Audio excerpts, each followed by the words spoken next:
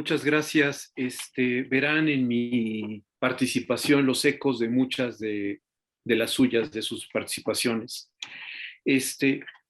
Tiene un epígrafe. El psicoanalista no se recluta entre quienes se entregan por entero a las fluctuaciones de la moda en materia psicosexual. Lacan.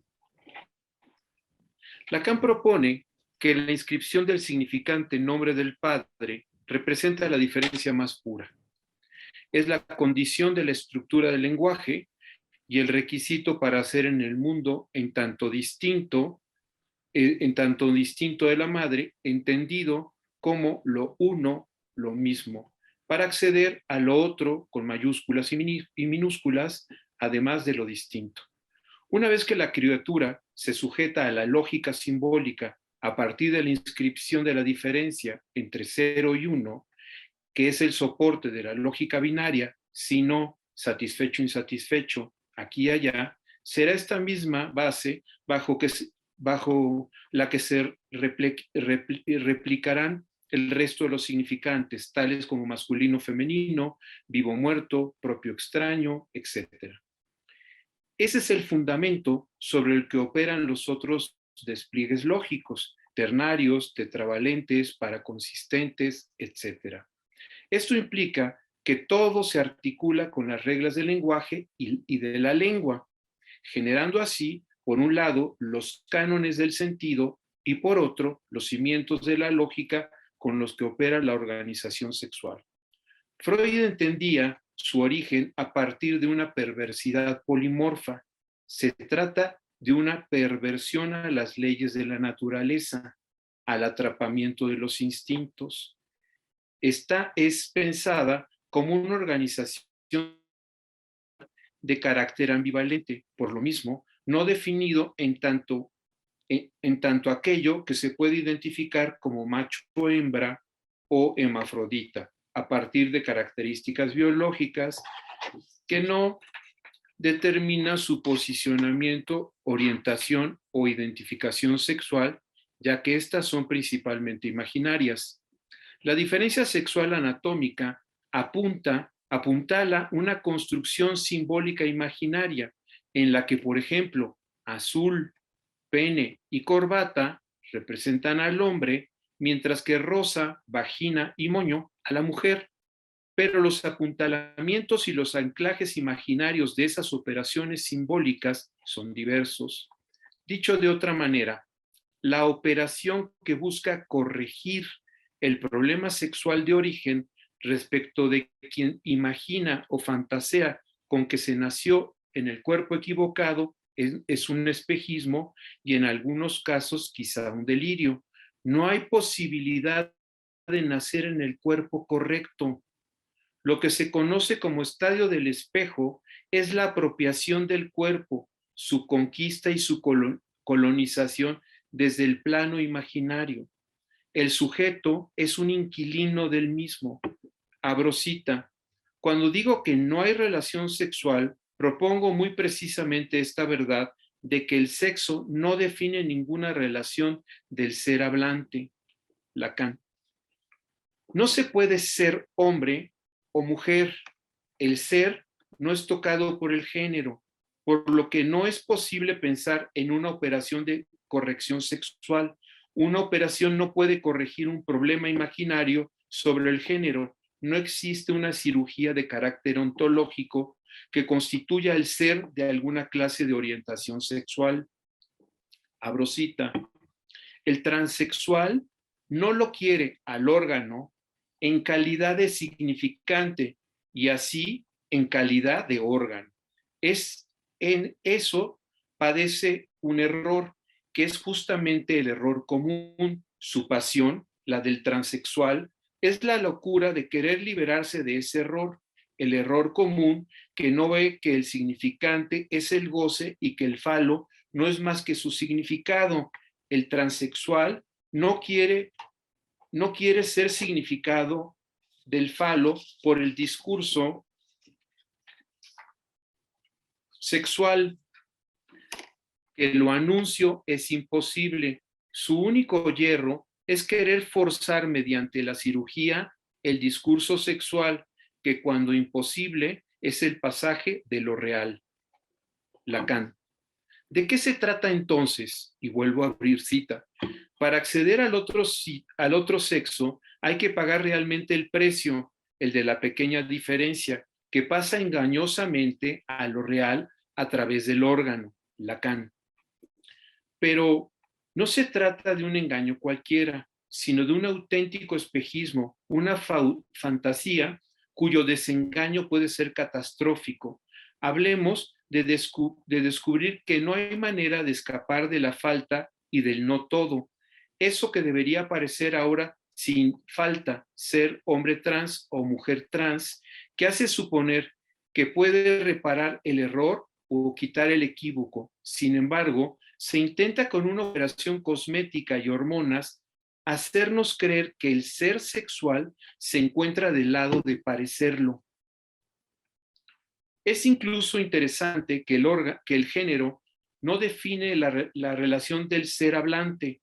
De lo que éste puede hablar son de las modas sobre el género por su carácter imaginario.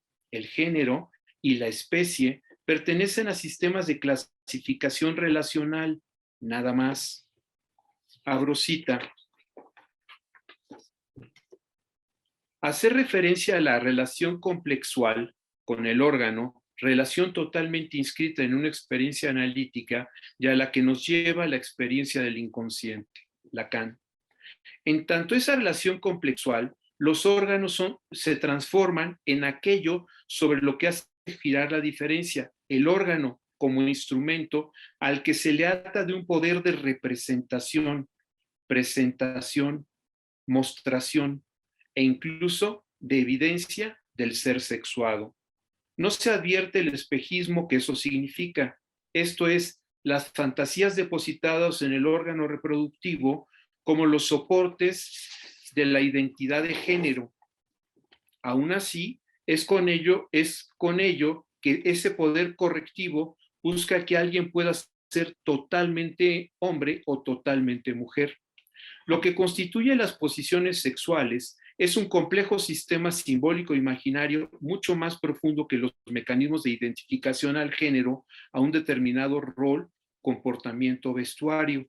Lo mismo ocurre con las intervenciones sobre el cuerpo para poder parecer reptiles, felinos, extraterrestres o vampiros.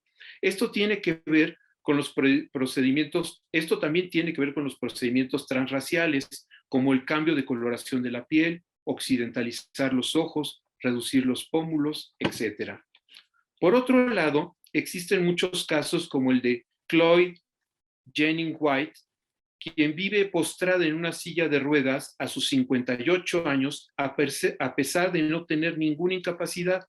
Recuerda que desde que tenía 4 años se dio cuenta de que ella quería que le amputaran las piernas. El problema para ella es que los médicos de su país, Estados Unidos, se niegan a operarla y no tiene dinero para hacerlo en otro país, para corregir lo que considera su problema. Afirmaciones tales como que nací en un cuerpo equivocado, soy un negro africano, pero debía ser un rubio escandinavo, suenan ridículas, pero detengámonos a pensarlo.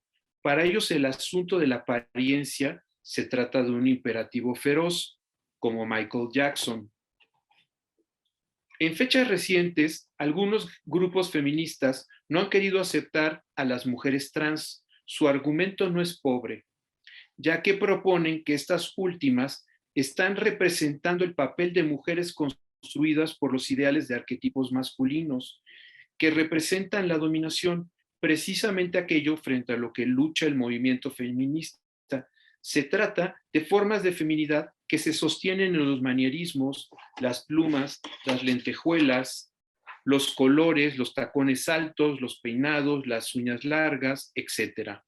En algunos casos, lo que se busca es que el fetiche esté quirúrgicamente inscrito en el cuerpo y además poder generar escenas que confirmen su imaginario, el de ser la mujer o el hombre sin tachaduras. Lidia Falcón, presidenta y fundadora del Partido Feminista en España, generó una fuerte polémica tras criticar en un programa de televisión la intervención de una niña transgénero en el Parlamento extremeño. Según ella, ese niño, inducido por una serie de lecturas, juegos y encuentros, puede querer castrarse de aquí a 5 años. El género es un constructo creado por profesoras universitarias sectarias hace muchos años. Lo que hay es el sexo y el cuerpo. Se ha luchado contra la marginación, opresión y explotación de la mujer que ha nacido como tal a través del feminismo. Afirma Falcón, si una persona ha sido por todo, ha pasado por todo el proceso de cambio sexual y sufre disforia, debería tener el derecho de ser considerada mujer, reconoce. Sin embargo, insiste en que los cambios han de producirse en la mayoría de edad y critica con dureza la permisividad de la sociedad en el respecto. Periódico La Vanguardia de marzo del 2020. La banalización al trasladar el universo de lo mental a un reflejo del plano de lo biológico, pretende hacer sinónimos los temas de género, sexualidad y sexuación. El género, como propone Falcón, es una construcción en la que la alienación y enajenación que realizan los padres debe ser advertida. Sin embargo, existe socialmente una necesidad de encontrar coartadas para responsabilizar a lo biológico, como si se tratara simplemente de un error de dicho campo que puede corregirse. Se invisibiliza así el complejo universo de operaciones simbólicas e imaginarias requeridas para la construcción de la sexualidad. Para finalizar, un tema que quizá pueda ayudarnos a dimensionar el asunto es el de Caser Somella, sudafricana, que ganó la competencia femenil de los 800 metros. Incluso la atleta italiana acabó la prueba en sexto lugar. Elisa Cousin declaró que esta gente no debería correr con nosotras. Para mí, ella no es una mujer, ella es un hombre. La Asociación Internacional de Federación de Atletismo analizó el caso y realizó pruebas de verificación de género. También la examinó una comisión médica de la misma comisión, formada por un endocrinólogo, un ginecólogo, un experto en medicina interna y un experto en género y un psicólogo. El periódico The Daily Telegraph publicó los resultados el 11 de septiembre del 2009, al parecer basándose en el informe de esta federación que esta organización nunca confirmó. El diario decía que Somella presentaba una anomalía cromosómica, no tenía útero ni ovarios y tenía testículos internos. Caster declara que ella es mujer y se siente mujer. Sin embargo, la pregunta debería apuntar a si esa condición de hermafroditismo representa un factor que coloca de manera desfavorable a las competidoras que nacieron con vagina. El caso de Laurel Hubbard, la atleta transgénero, en su participación en las Olimpiadas de Tokio, esa diferencia física tiene efectos en crear una condición favorable para ella y desventajosa para las demás. Eso es un asunto de género, de pertenecer a una clasificación. Michel Foucault dice que la lectura de la presente cita de Jorge Luis Borges, lo llevó a escribir las palabras y las cosas.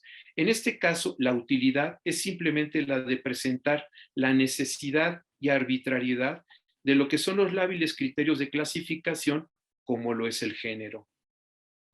Este texto cita cierta enciclopedia china donde está escrito que los animales se dividen en A, pertenecientes al emperador; B, embalsamados; C, amaestrados; D, lechones; E, sirenas; F, fabulosos; G, perros sueltos; H, incluidos en esta clasificación; I, que se agitan como locos; J, innumerables; K, dibujados con un pincel finísimo de pelo de cabello; L, etcétera; M, que acaban de romper el jarrón; N, que de lejos parecen moscas. Es por lo que hablamos simultáneamente de distintos planos: macho, hembra, XY, XX el género en tanto hermafrodita, hombre, mujer, trans y todo lo que se quiera agregar a los sistemas de clasificación que no tocan al ser, la sexuación como la manera en que circula la falta o la posibilidad imaginada de que exista al menos uno, de evitarla, la sexualidad y la orientación sexual, tiene que ver con posicionamientos imaginarios construidos por los sistemas de clasificación articulados a una época y una cultura, así como a los gustos considerados propios y, desde luego, a el tipo de elección de partener. Todos esos planos interactúan, dan cuenta de fenómenos diferentes, que del todo deben ser diferenciados, pero articulados en la teoría y la práctica analítica. Gracias.